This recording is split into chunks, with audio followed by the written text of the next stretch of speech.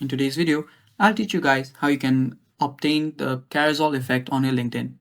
Now, to do that, first what you need to do is open up your LinkedIn profile. After you open your LinkedIn, what you need to do is you need to upload a PDF file.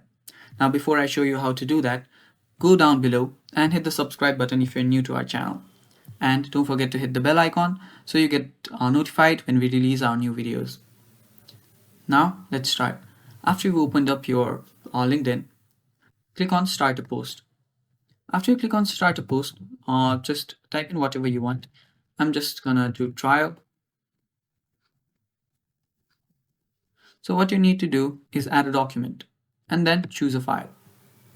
Then go to the location where you have your file and then click on that.